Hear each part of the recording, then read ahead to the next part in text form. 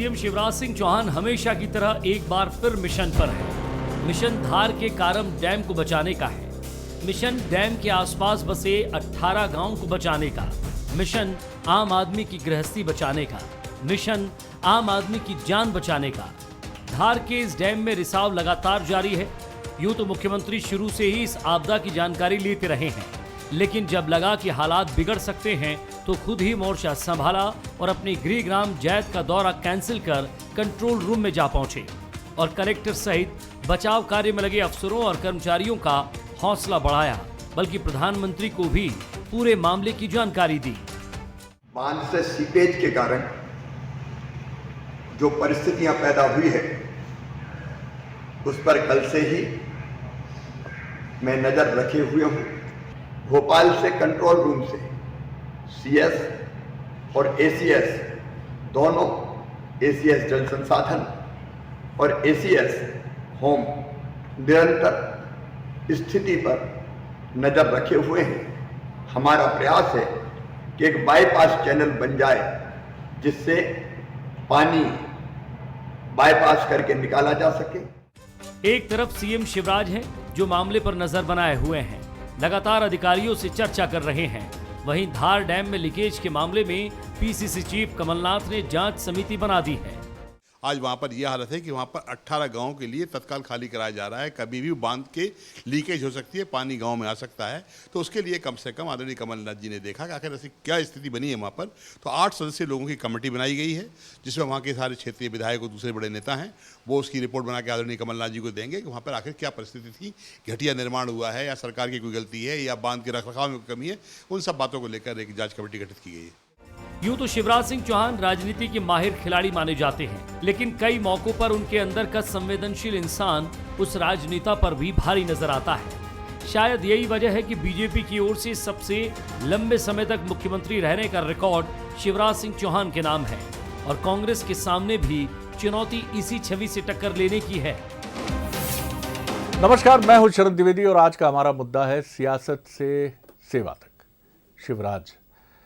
शिवराज जी निश्चित तौर पर अपनी संवेदनशीलता और अपने संवेदना से भरे रुख के लिए पहचाने जाते हैं और ये भी इस समय मध्य प्रदेश के लिए बहुत आदर्श और अनुकूल एक लीडरशिप के लिहाज से मैं कहूँगा कि मुख्यमंत्री शिवराज सिंह चौहान, उनकी छवि, उनकी संवेदना, उससे ये प्रदेश अच्छी तरह परिचित इसलिए भी है कि 2005 से लेकर बीच का एक छोटा वक्फा 2018 से 2020 के बीच का छोड़ दें, 14 महीने का, तो उसके बाद से लेकर 2022 तक वो फिर मुख्यमंत्री रहे हैं। तो करीब करीब ये 16-17 वर्षों का एक जो कार्यकाल है उससे भी प्रदेश ने उन्हें समझा है। लेकिन कांग्रेस के जो सीनियर लीडर, पीसीसी चीफ, पूर्व मुख्यमंत्री, पूर्व केंद्रीय मंत्री कमलनाथ जी भी अपनी शैली के एक शांत, संयमित, कटु बोलने से बचना और संवेदना की दृष्टि से भी एक धनी राजनेता के तौर पर नजर आते हैं। और यही वजह है कि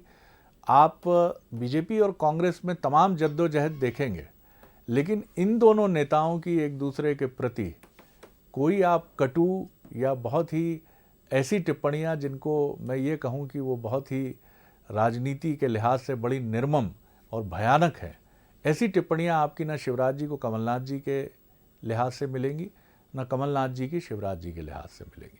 वो सारी चीज़ें जो राजनीति में चलती हैं वो दोनों राजनेताओं की रहती है, लेकिन उसके लिए एक सर्टेन दोनों की वोकेबलरी है। मुख्यमंत्री जिस भाषा का प्रयोग कमलनाथ जी के लिए करेंगे उसके चुनिंदा शब्द हैं और कमलनाथ जी के लिए भी जो शब्द हैं वो भी चुनिंदा है। जिस तरह से ये बांध का घटनाक्रम हुआ है, निश्चित तौर पर ये चुनौती पैदा करता है और सवाल ये भी पैदा करता है कि इसके लिए जिम्मेदार कौन है। और निश्चित तौर पर मुख्यमंत्री जिस संवेदना के साथ, जिस पूरा उन्होंने आज उनको अपने गृह गांव, अपने विधानसभा क्षेत्र भी जाना था तिरंगा अभियान के तहत, लेकिन वो भी कैंसिल करके वो सुबह से लेकर अब तक पल पल का अपडेट ले रहे हैं, आर्मी क्या कर रही है। जैसा उन्होंने कहा कि पैरेलल एक नहर बनाई जा रही है जिससे जो भी एडिशनल वाटर है वो किसी तबाही का कारण ना बने, बल्कि उसका एडजस्टमेंट वहाँ हो जाए। लेकिन ये प्रश्न बिल्कुल शिवराज जी भी इससे रूबरू होंगे ही, होना ही चाहिए उनको, कि इसके लिए जिम्मेदार कौन है और अगर इसमें कहीं कोई कोताही बरती गई है तो उन तमाम लोगों के खिलाफ कार्रवाई होनी चाहिए। कैबिनेट मंत्री जल संसाधन तुलसी सिलावट जी वहाँ डेरा डाले हैं, एक और कैबिनेट मंत्री वहाँ पर हैं, तमाम प्रशासनिक अमला, टेक्निकल, एनडीआरएफ, एसडीआरएफ की टीमें वहाँ मौजूद हैं। गाँव को जो कंसर्निंग है खाली कराने की कार्रवाई है। लेकिन निश्चित तौर पर शिवराज जी का ये जज्बा सराहनीय है कि वो इन सब के बीच में डटे हैं और सारी चीज़ें वो छोड़ देते हैं। हमने देखा है कि जब भी ऐसा कोई आपदा का क्षण आता है तो शिवराज जी का पूरा फोकस उस पर होता है, सारी चीज़ें वो छोड़कर उसमें जुट जाते हैं, जो उनकी पूरी टीम के लिए भी एक अनुकरणीय बात है कि जब आपका राजनीतिक मुखिया, मध्य प्रदेश का मुखिया ये कर रहा है तो आपके लिए भी ये एक कहीं ना कहीं उदाहरण बनता है। आज इसी पर हम बात करेंगे। जो मेहमान हमारे साथ हैं उनसे मिल लीजिए। भोपाल स्टूडियो में मेरे साथ हैं अवनीश बुंदेला जी, युवा नेता हैं, कांग्रेस के प्रवक्ता हैं, बहुत स्वागत करता हूं। उमेश शर्मा जी हमारे साथ जुड़ रहे हैं, बीजेपी के सीनियर लीडर, प्रवक्ता, हिंदी के धनी। बड़ा आनंद आता है उनके साथ चर्चा करने में, अवनीश जी के साथ चर्चा करने में। जय नागड़ा जी वरिष्ठ पत्रकार, राजनीतिक विश्लेषक हमारे साथ हैं, उनका मैं बहुत स्वागत करता हूँ। जय जी, शिवराज जी का शिवराज होना ये बड़ा आश्वस्त करता है क्योंकि वो एक गहरी मानवीय संवेदना के साथ चीज़ों को देखते हैं और जितना उनके वश में है, मुझे लगता है इस समय ये मैसेजिंग ही बहुत कारगर होती है कि मध्य प्रदेश का मुख्यमंत्री तमाम जो ज़रूरी भी उनके कार्यक्रम थे वो छोड़कर पल पल का अपडेट मंत्रालय से डैम को लेकर ले रहे हैं। किस तरह से आप इसे देखते हैं?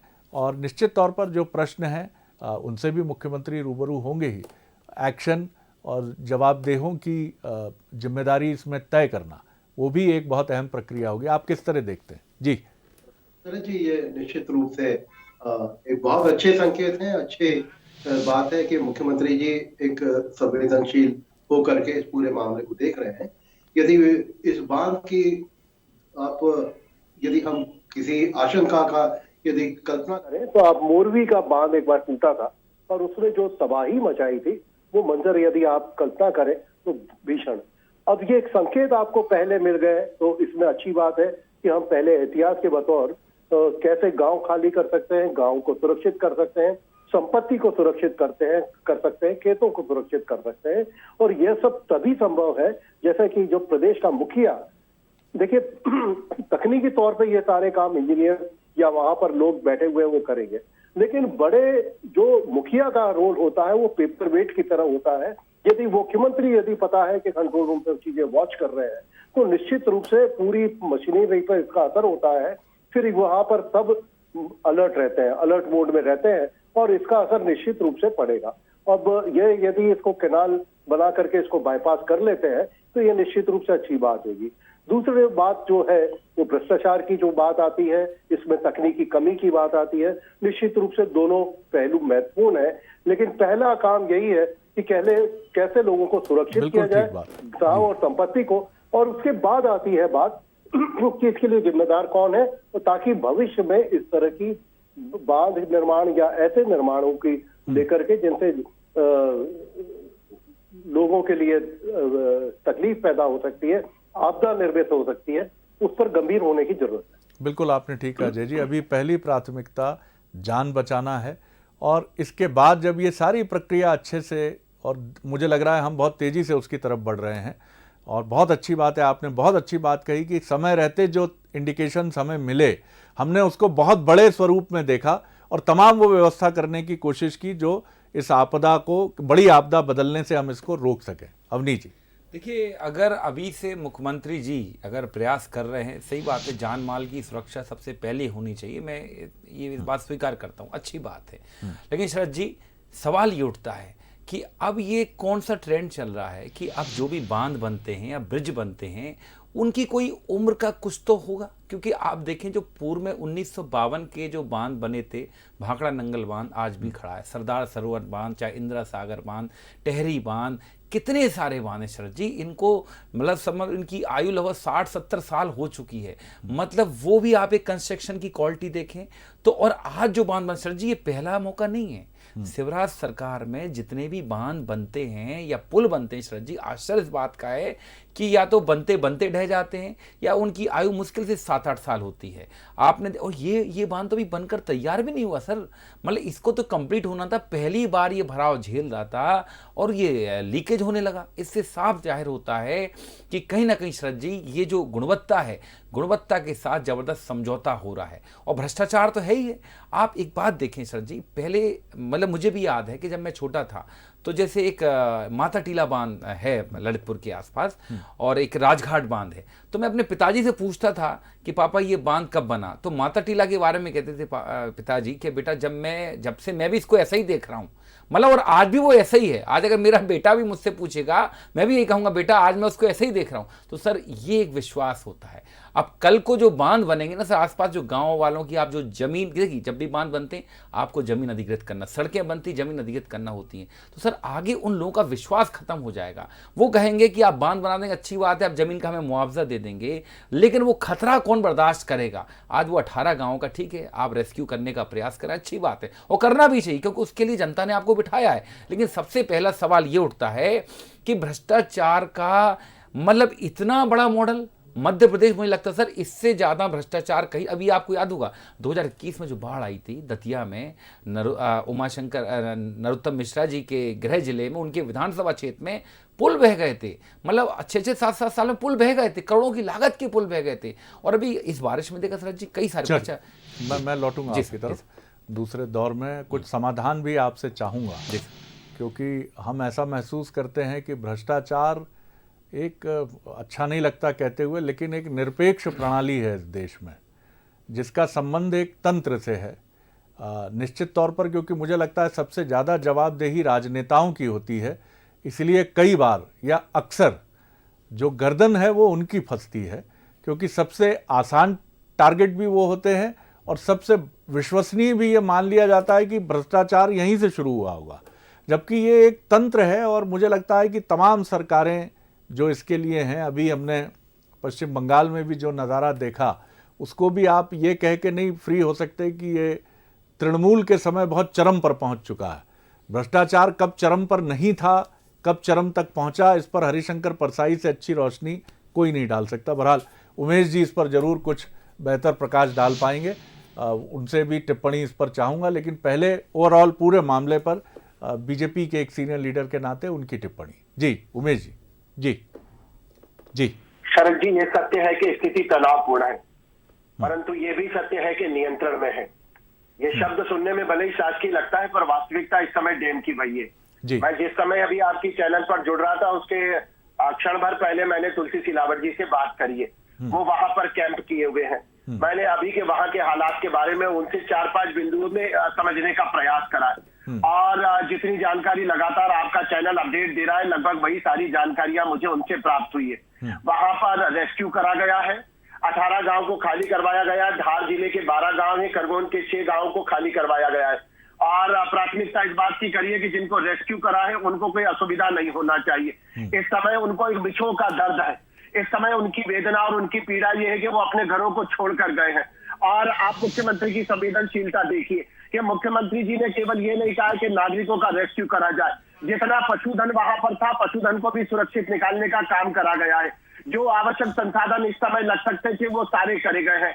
200 से अधिक वहां पर सेना के जवानों की तैनाती है, एयरफोर्स के हेलीकॉप्टर, इन सब संसाधनों को गिनाने की आवश्यकता नहीं है क्योंकि लगातार चैनल इसके बारे में आपका तो पल की अपडेट दे रहा है। इस समय जो हमारी प्राथमिकता है वो आपदा नियंत्रण की है। ये जो आपदा हुई है तो नियंत्रण कैसे होगा, तो आपदा का प्रबंधन बेहतर ढंग से किया जाना चाहिए।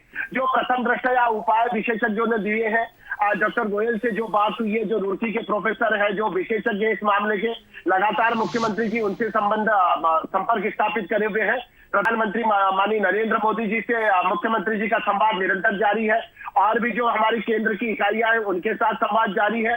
हमारे 2 मिनिस्टर ग्राउंड जीरो पर बैठकर इस सारी चीजों का नियंत्रण, हालांकि वे इस आपदा प्रबंधन के विशेषज्ञ नहीं है, पर जय जी ने बहुत अच्छी बात कही थी कि जो अभिभावक होता है, जो मुखिया होता है, उसका मोटिवेशन, उनकी प्रेरणा और उनका प्रोत्साहन जो है वो बहुत ज्यादा संबल प्रदान करता है और टीम का भी उत्साहवर्धन करता है। और मुझे लग रहा है कि लगभग हम जब इस डिबेट से निवृत्त हो रहे होंगे शरद जी, तो ये समाचार भी संभवतः हमको प्राप्त हो जाएगा कि जो प्रथम दृष्टया प्रयास करा गया था तकनीकी स्तर पर, दाईं ओर से और बाईं ओर से जो 2 कैनाल निकाली गई थी, जो बाईं तरफ की कैनाल है वो लगभग अब पूर्णता की स्थिति में आ गई है और वहां पर बिल्कुल उमेश जी, सब लोग संस्कारों से बंधे हैं, तो वहां पर पूजा पाठ भी करा गया है और मुझे लग रहा है कि आधे घंटे में संभवतः ये सुखद समाचार हमको प्राप्त होगा। बिल्कुल बिल्कुल, हम सब एक आखिरी बात शरद जी, एक आखिरी बात, थोड़ा सा में कारम नदियां हमारी माता होती है। एक तो ये जो डैम है, जो चिंता अवनीश जी कर रहे थे, उनकी चिंता स्वाभाविक है। बाकी के सारे डैम के साथ ऐसा आप तो ये बताइए हो क्यों रहा है ये देखिए, ये मैं फिलॉसफी सुनने नहीं बैठा हूं, दूसरे फिलॉसफी नहीं चाहिए मुझे। दूसरे चरण में आएंगे, इसी सर मैं निवेदन करूंगा, ये फिलॉसफी बहुत सुन ली मैंने, दूसरे चरण अच्छी में मीठी मीठी बातें, अच्छी अच्छी हिंदी, इससे कोई मतलब नहीं है, मैं क्षमा चाहूंगा, ये गलत है। अरे अवनीश जी, मैं तो मीठी बात करूंगा, आप बोलिए उमेश जी, बोलिए। कटुता में बात कर ही नहीं सकता ना, कैसे आपके प्रति कटु शब्द उपयोग कर सकता हूं? मैं तो मीठा, मेरा स्वभाव है, वैसे ही बात करूंगा।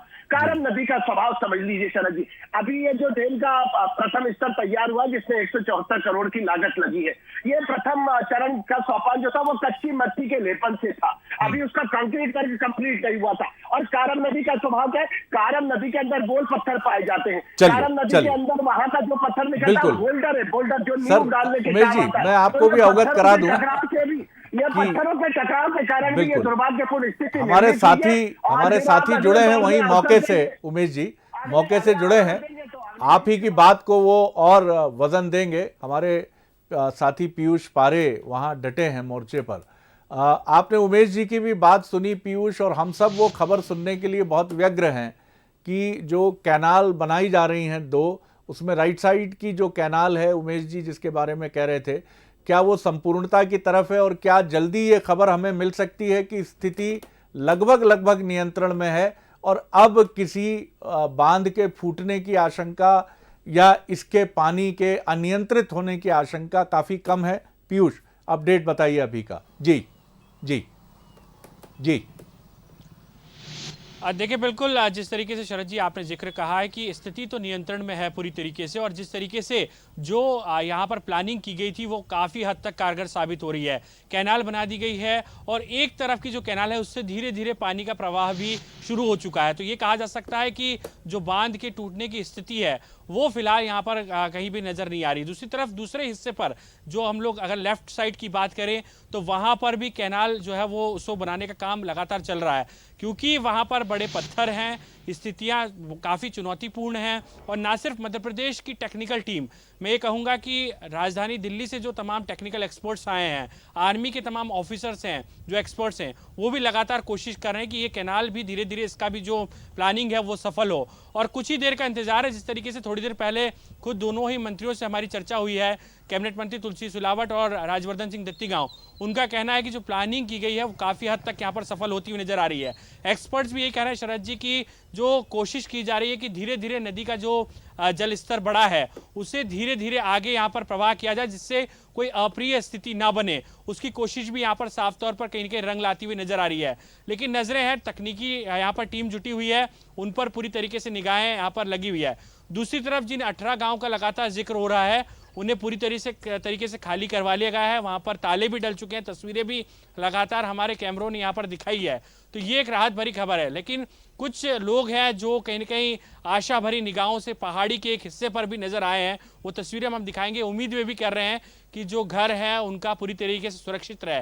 तो ये कुल मिलाकर परिस्थितियाँ हैं, और जिस तरीके से हम लोग कह रहे हैं कि ये जांच का विषय है कि क्या हुआ, किस तरीके की परिस्थितियाँ बनी है, लेकिन फिलहाल बेहतर प्लानिंग है। और मैं ये बात कहूँगा कि हर 15 से 20 मिनट आधे घंटे में खुद सीएम शिवराज सिंह चौहान अधिकारियों से अपडेट ले रहे हैं, मंत्रियों से अपडेट जुटा रहे हैं, कोशिश कर रहे हैं कि किसी तरीके से यहाँ पर जो है वो स्थिति यहाँ पर नियंत्रित हो पाए। तो कुछ ही देर का इंतजार है, मुझे लगता है कि 1 घंटे का इंतजार और मुझे लगता है करना पड़ेगा और स्थिति धीरे धीरे नियंत्रण में होगी और जो पानी का एक तरफ लेवल बढ़ा हुआ है वो अब धीरे धीरे कम होगा और उसके बाद में राहत की सांस यहाँ पर ली जाएगी। और सबसे बड़ी दिक्कत है नेटवर्क की, बड़ी समस्या है। मैं भी यहाँ पर तकरीबन पहुंचा तो नेटवर्क मोबाइल से गायब है, 4 से 5 किलोमीटर दूर तक नेटवर्क यहाँ पर मिलता है, तो ये भी कहीं ना कहीं यहाँ पर चुनौती बनी हुई है। जी शरद जी। बिल्कुल, चुनौती का नाम ही जीवन है, लेकिन आपने बड़ी अच्छी खबर सुनाई है। पहले उमेश जी ने ये बात कही और अब आप ये कह रहे हैं कि 1 घंटे के भीतर, और हम जल्दी से जल्दी आपके मुखारविंद से ही ये खबर सुनना चाहेंगे और आपके ज़रिए बंसल न्यूज़ के लाखों दर्शकों तक ये मैसेजिंग हम पहुंचाना चाहेंगे कि सब कुछ नियंत्रित है और अब चिंता की बात नहीं। जैसा आप बता रहे हैं कि 18 गांव रेस्क्यू उनका हो गया, खाली करा लिए गए हैं, तो अब ये आशंका तो नहीं है कि वहाँ कोई जान माल की हानि की कोई बड़ी बात हो सकती है और सारे एक्सपर्ट्स वहाँ मौजूद हैं और मुख्यमंत्री पल पल का अपडेट ले रहे हैं। जय जी, निश्चित तौर पर पहले पार्ट में हमने जिस तरह से तंत्र की एक संवेदनशीलता की बात की और जिसके मुखिया के नाते मुख्यमंत्री शिवराज सिंह चौहान बखूबी अपने इस धर्म का निर्वाह करते चले आए हैं, दूसरे पार्ट में भी बहुत जिम्मेदारी से जब ये सारी स्थितियां दूर हो जाएंगी, उमेश जी भी इससे सहमत होंगे कि हमें इसकी जड़ तक भी जाना होगा कि आखिर ऐसी परिस्थितियां निर्मित क्यों हुई। और निश्चित तौर पर जैसा होता है कि कई बार हम भाग्यशाली होते हैं और सतर्क होते हैं तो हम उन अप्रिय स्थितियों को रोकने में कामयाब हो जाते हैं, लेकिन अगर जरा सी भी कोताही कई बार इसमें हो जाए तो बहुत बड़ी जन धन की हानि भी हो सकती है। तो अब उस पार्ट पर भी हम उम्मीद करेंगे कि जब सब कुछ ठीक होगा तो सरकार की तरफ से एक बड़ी कार्रवाई की संभावना उस पर बनती हुई नजर आएगी। जी शरद जी, एक पुराना गाना है, शायद आपको भी याद होगा, तुम्ही ने दर्द दिया है तुम्ही दवा देना। ठीक बात है ना? तो मुझे लगता है कि कहीं ना कहीं ये बांध भी निर्माण जो हुआ था वो हमारी ही मशीनरी ने उसको बनाया था और उसकी दिक्कतें भी हमारे सामने आई और अच्छी बात यह है कि उसको समय रहते साध लिया गया। यदि इसको इतना टॉप प्रायोरिटी नहीं दी होती तो शायद बड़ी दुर्घटना की आशंका से इनकार नहीं किया जा सकता था। और ये बात सही है कि जो विशेषज्ञों से सही इंफॉर्मेशन ऊपर तक पहुंची, वो कितना मामला गंभीर है इसकी गंभीरता को मुख्यमंत्री ने महसूस किया, ब्यूरोक्रेसी ने महसूस किया, इवन केंद्र सरकार ने, प्रधानमंत्री जी ने महसूस किया। तो शायद हम इसको, लेकिन इससे एक बड़ा सबक लिए जाने की जरूरत है। एक अच्छी खबर है कि यदि है बिना किसी नुकसान के यदि ये काम हो जाता है तो वाकई में बहुत अच्छी बात है और इसके लिए शिवराज जी की और उनकी पूरी सरकार की पूरी टीम की तारीफ करनी है। और ये भी हमें बिल्कुल जय जी, हमें ये भी देखना होगा कि एक निष्पक्ष जांच भी बड़ी जरूरी है, जिसका जिक्र उमेश जी कर रहे थे कि कई बार नदी का प्रवाह और परिस्थितियां ऐसी होती हैं कि आप उसके लिए मशीनरी और तंत्र को, मैं कोई किसी के लिए सेविंग के लिए या बचाव के किसी रास्ते की तरफ बिल्कुल इशारा नहीं कर रहा हूं, क्योंकि ऐसा करना तो बहुत आत्मघाती होगा, लेकिन कई बार ऐसी भी परिस्थितियां होती हैं कि प्रकृति के साथ हम जिस तरह का खिलवाड़ कर रहे हैं वो हमारे सारी संरचनाओं के लिए एक चुनौती भी बन रहा है। जी, एक छोटी टिप्पणी आपकी। 1 मिनट के लिए इंटरप्ट करूंगा। देखिए, मैं उस जिले से आता हूं जहां पर मध्य प्रदेश के 2 सबसे बड़े बांध, इंदिरा सागर और ओंकारेश्वर बांध बने हैं। जब बांध बने जाते हैं तो उसके पहले ये सारी स्टडीज होती है, वहां की 100 साल के रेनफॉल का रिकॉर्ड लिया जाता है कि वहां पे एट ए टाइम कितना पानी आ सकता है। आप ये कह के बच नहीं सकते कि साहब अचानक से आ गया, तो आपके पास 100 साल का रेनफॉल का रिकॉर्ड होता है। वहां पे भूकंप को लेकर के पुराना इतिहास कह रहा है।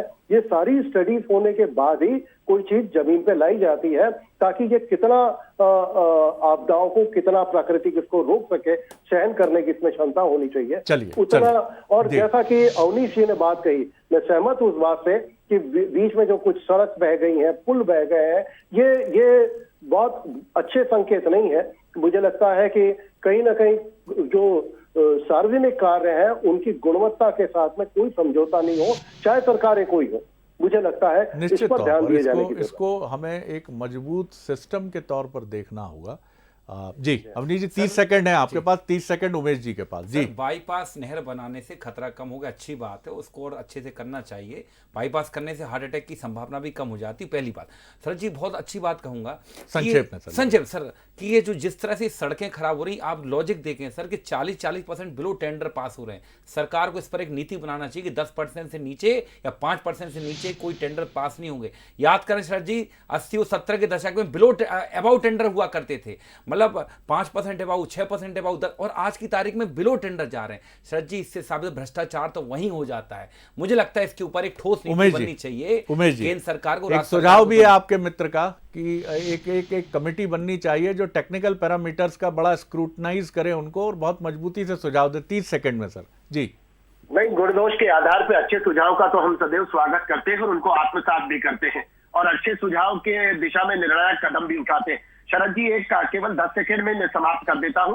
मुख्यमंत्री जी का एक चेहरा जो संवेदनशील है वो इस समय दिखाई दे रहा है और मैं आपको आश्वस्त करता हूं कि मुख्यमंत्री का एक जो कठोरतम स्वभाव इस तरह के लोगों के प्रति है, अगर इस तरह का भ्रष्टाचार हुआ है, गुणवत्ता से अगर कंप्रोमाइज करा गया है और जांच में जब निष्कर्ष आएगा तो जो भी दोषी होंगे, आपको मैं आश्वस्त करता हूं, एक भी दोषी को बख्शा नहीं जाएगा और दंडित भी किए जाएंगे और कितने भी स्तर का वो दोषी होगा, ऐसे सारे दोषी तत्वों को निकाला जाएगा और जांच के निष्कर्ष के बाद निश्चित रूप से हम आपके ही चैनल पर कभी बैठकर इस पर भी बात करेंगे कि कठोरतम कार्रवाई की गई। बहुत उमेश जी, मैं अप्रिशिएट करूंगा आपके जेस्चर को, आपने बहुत ईमानदारी से, और यही मध्य प्रदेश सुनना भी चाहता है। दोनों ही चेहरे इक्वली एक दूसरे को कंपनसेट करते हैं और शिवराज जी ने इसको बार बार बताया भी है इसके पहले भी, क्योंकि मध्य प्रदेश में उन्हीं के काल में हमने मुख्य सचिव को और डीजीपी जैसे आला अफसरों को भी हटाए जाने की घटना को देखा है। मैं बहुत शुक्रिया करता हूं उमेश जी आपका, अवनीश जी आपका और जय नागड़ा जी आपका। आगे देखिए अफसरनामा में एक ऐसे अफसर से बातचीत जो जब 10वीं क्लास में थे तो गणित में, मैथ्स में, यानी गणित यानी मैथ्स, विज्ञान और अंग्रेजी में उनके 100 में से 36, 37 और 39 नंबर थे, यानी बमुश्किल पास हुए थे वो। लेकिन आज वो अखिल भारतीय सेवा के एक अधिकारी हैं। इसके पहले मध्य प्रदेश में वो एक शिक्षक के तौर पर कुछ मुश्किल से चंद दिनों पोस्टेड रहे, क्योंकि इसी दौरान मैसेज आया कि उनका सिलेक्शन अखिल भारतीय प्रशासनिक सेवा में हुआ है और वर्तमान में ये गुजरात के भरूच ज़िले में कलेक्टर का दायित्व निभा रहे हैं। तो मुलाकात करिए, बहुत ही दिलचस्प बातचीत है। उन युवाओं को ज़रूर देखनी चाहिए ये बातचीत जो कई बार हौसला हार देते हैं। तो मिलिए अफसरनामा में गुजरात के भरूच ज़िले के कलेक्टर तुषार डी सुमेरा से ये बेहद दिलचस्प बातचीत। नमस्कार।